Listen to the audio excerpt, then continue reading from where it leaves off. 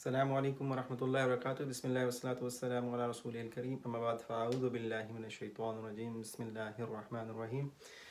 آج ہم سورہ بقرہ جو ہے اس کی جو پہلی کچھ آیات ہیں ان کو دیکھتے ہیں. الف لام میم ذالکل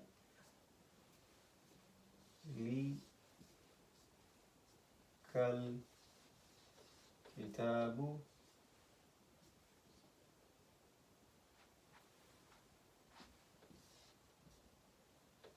لا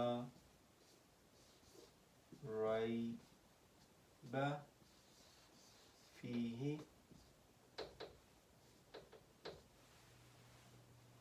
ہدی للمتقین.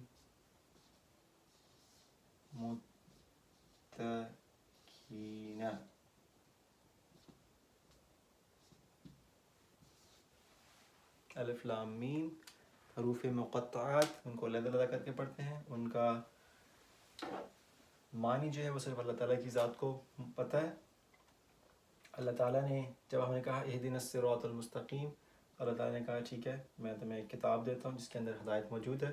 تو اب دیکھتے ہیں اس میں اس کے بارے میں کیا کہا. ذالک الکتاب، ذالک اسم اشارہ، وہ الکتاب، ذالک الکتاب، الکتاب. اب یہ اس کا مشار الیہ بن گیا جس کی طرف اشارہ کیا جا رہا ہے کہ وہ کتاب، وہ خاص کتاب.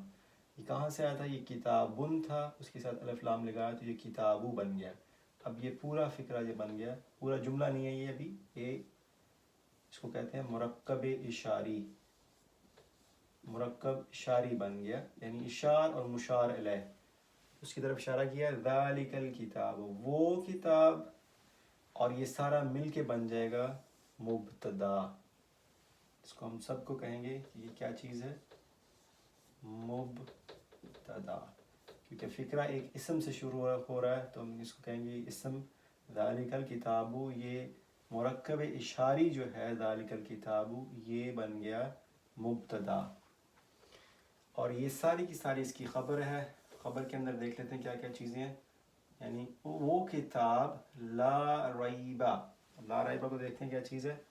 لا ریبہ، جب ریبہ کے اوپر پیش نہیں ہے اور جزمے نہیں ہے تو اس کا مطلب ہوا کہ یہ اس کو لا کی وجہ سے یہ ریبن کی بجائے ریبہ بن گیا. تو اس کو ہم کہیں گے لائے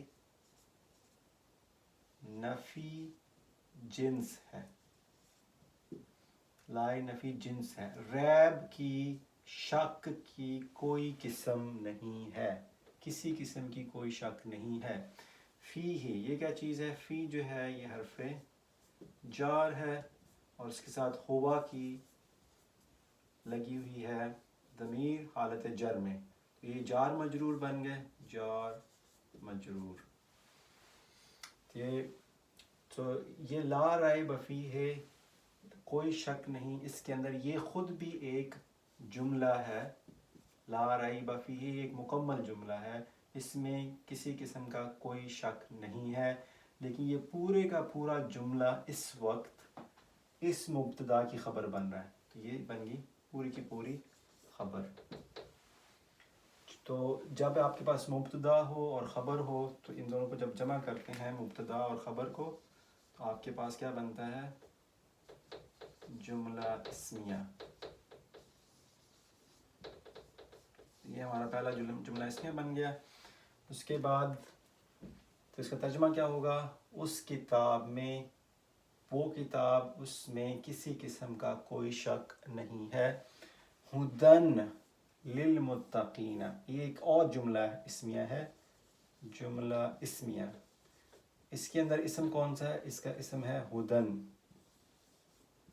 یہ اب رفع کی حالت میں ہے، رفع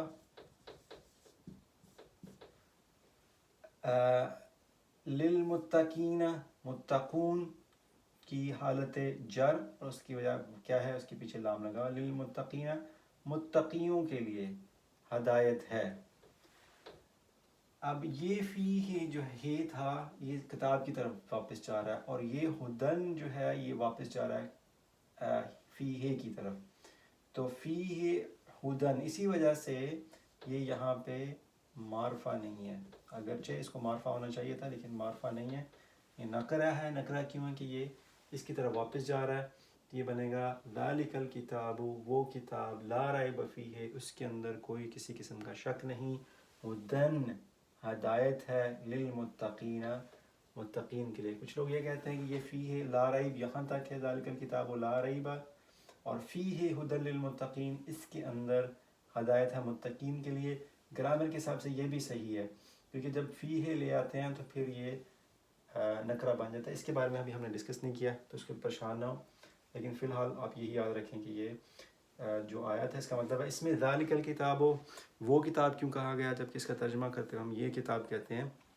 تو تعظیم کے لیے کسی چیز کی اگر آپ نے بڑھانی ہو، شان بڑھانی ہو، تو ہم اچھا وہ شخص ہو وہ تو بہت ہی اچھا ہے، ایسے طرح کر کے ہم کہتے ہیں وہ کتاب، اگر چیز وہ کتاب وہ تو بہت ہی اچھی چیز ہے۔ تو اگر آپ نے کسی چیز کی طرف اس کی شان بڑھانی ہے تو اس کی تعظیم کے لیے، عزت کے لیے بعض اوقات آپ اس کے لیے اشارہ دور کا استعمال کرتے ہیں، اگرچہ وہ آپ کے سامنے ہاں ہاں اس کی تو بڑی شان ہے، اس کی تو بہت عزت ہے، تو اس وجہ سے اس کے لیے عزت کے لیے بھی وہ کا استعمال کرتے ہیں۔